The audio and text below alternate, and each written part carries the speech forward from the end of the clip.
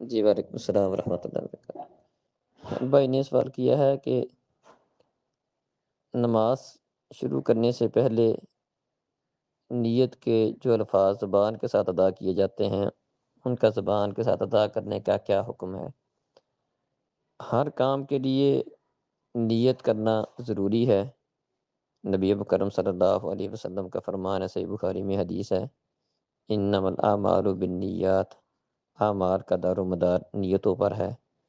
بندے کی کسی بھی کام کو کرتے وقت جس طرح کی نیت ہوتی ہے اسی طرح کا اسے اس کا اجر و ثواب ملتا ہے۔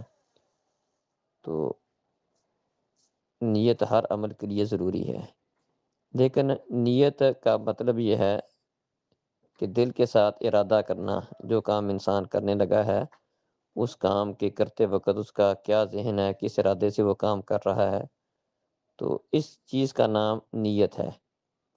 زبان کے ساتھ ادا کرنا یہ نیت نہیں ہے، یہ زبان کے ساتھ ادا کرنا یہ اقرار تو کہہ سکتے ہیں، اس کو نیت نہیں کہہ سکتے، نیت دل کے ارادے کا نام ہے۔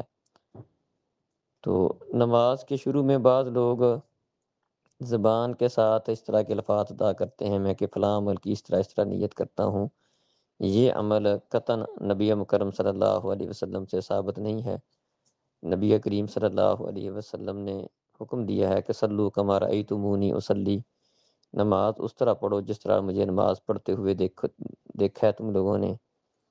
تو آپ کی نماز اللہ اکبر سے شروع ہوتی تھی، اور اگر نماز کے لیے اس طرح نیت کے الفاظ ادا کرنا، زبان کے ساتھ ادا کرنے کی کوئی دلیل ہوتی تو لازمی طور پر وہ احادیث میں اس کا ذکر ہوتا۔ تو نبی کرم صلی اللہ علیہ وسلم نے اس طرح کے نہ کوئی الفاظ ادا کیے ہیں، نہ امت کو ادا کرنے کا حکم دیا ہے۔ تو یہ لوگوں کے خود ساختہ بنائے ہوئے ہیں، امام کے پیچھے اتنی رکعتوں کا یہ کرنا وہ کرنا، یہ صرف اور صرف دل کا ارادہ ہی کافی ہے۔ زبان کے ساتھ اس طرح کے الفاظ ادا کرنا یہ بدعت ہے، اس کی کوئی دلیل موجود نہیں ہے۔ لہذا جو آدمی نماز پڑھے تو بس اس کی جو نیت ہے، جو ارادہ ہے کہ میں کیا پڑھ رہا ہوں، کیا کر رہا ہوں، بس یہی کافی ہے۔ زبان کے ساتھ ادا کرنا یہ قطعاً ثابت نہیں ہے۔ السلام علیکم۔